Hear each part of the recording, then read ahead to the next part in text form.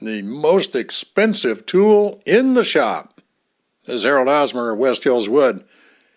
The most expensive tool in your shop is one you do not use.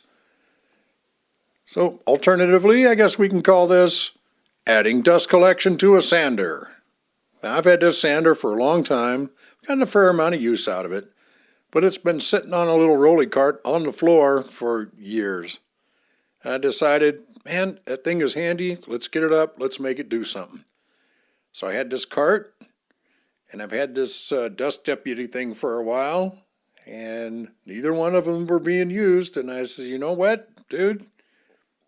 Get up and do something with it.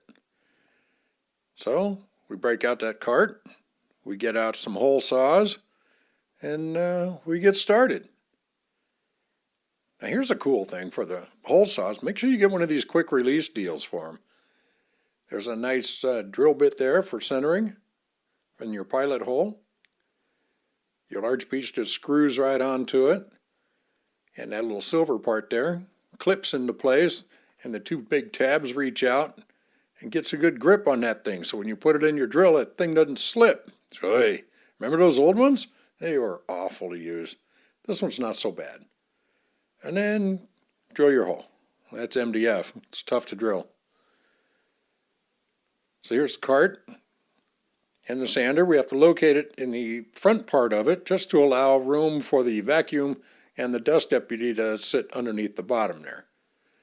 There's our hole.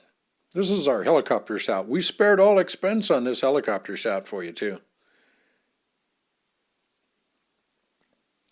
And you can see the dust deputy deal there is just tall enough to poke up barely through the top.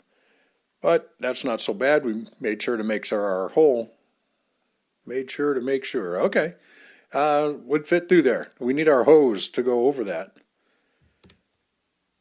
Then you just screw the sander down, make sure it doesn't scoot around, and connect everything up. This is the back side, obviously.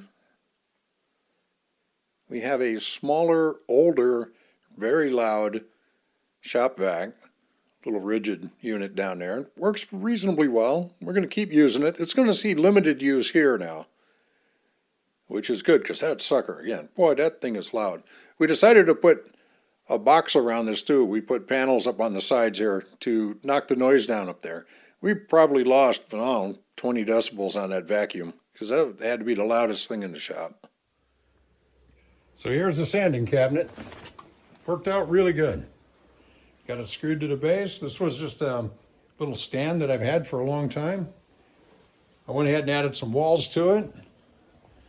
And we put a simple hinge and the vacuum, everything underneath there. Keeps the noise down to next to nothing. A little dust collector helps save me from having to pull that vacuum out all the time. And it works out great. To key everything together, you can get a magic switch, or you can just rig a switch like that one. And it works out really well. Of course, our magic switch will work better if we turn our thing on first.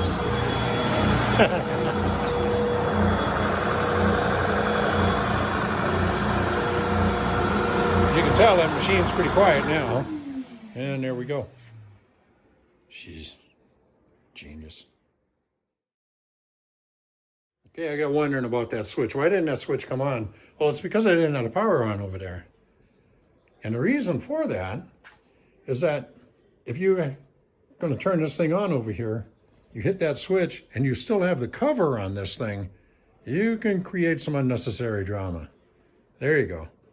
So I wasn't as crazy as I thought. If you have some tools that you used to use, but you don't use anymore, hey, sell them off. Get those things out of your way. And if you have some tools that you used to use and you want to use again, put them back to use. Otherwise, they're the most expensive tools in the shop. And be sure to subscribe, like, and send beer.